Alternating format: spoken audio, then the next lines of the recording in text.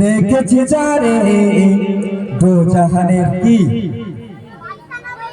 সকলে একসঙ্গে হবে আমার মনের ঘরেতে রেখেছি যারে দো জাহানের বাদশা নবী কামলি বালা রে আমার মনের ঘরেতে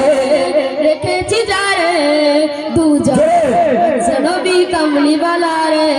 আমার মনের ঘরেতে দো জাহানের বাদশা নবী কামলি বালা রে আমার মনের ঘরেতে রেখেছি যারে দো জাহানের বাদশা নবী কামলি বালা রে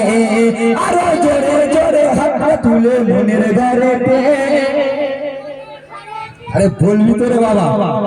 সকলে বলো একটু ভালোভাবে বলো মজা লাগছে তো তাহলে জোরে জোরে হবে তো আমার মনের ঘরেতে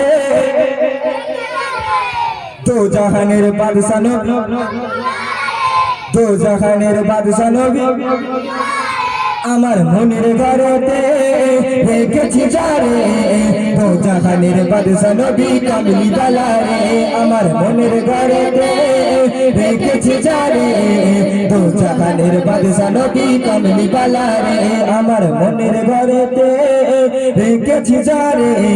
দো জাহানের বাদশা নবী কামলি বালা রে আমার দয়ার নবী রে আমার মায়ের নবী রে আমার দয়ার নবী রে আমার মায়ের নবী রে দু জাহানের বাদশা নবী কামলি বালা রে দু জাহানের বাদশা নবী কামলি বালা রে আমার মনের ঘরেতে রেখেছি যারে দু জাহানের বাদশা নবী কামলি বালা রে দু জাহানের বাদশা নবী কামলি বালা রে আমার মনের ঘরেতে রেখেছি যারে দো জাহানের বাদশা নবী কামলি বালা রে মোরা যদি ডানা বালা পাখি হতাম ওই মদিনা দেখার লাগি উড়ে যাইতাম মোরা যদি ডানা বালা কি হতাম ওই মদিনা দেখার লাগে উড়ে যাইতাম হৃদয় ভরে দেখতাম আমি নয়ন ভরে দো জাহানের বাদশা নবী কামলি বালা রে দো জাহানের বাদশা নবী কামলি বালা রে আমার মনের ঘরেতে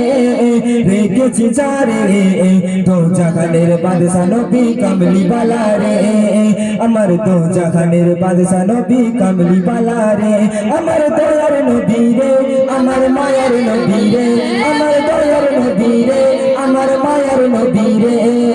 দো জাহানের বাদশা নবী কামলি বালা রে আমার মনের ঘরেতে রেখেছি যারে মনের ঘরেতে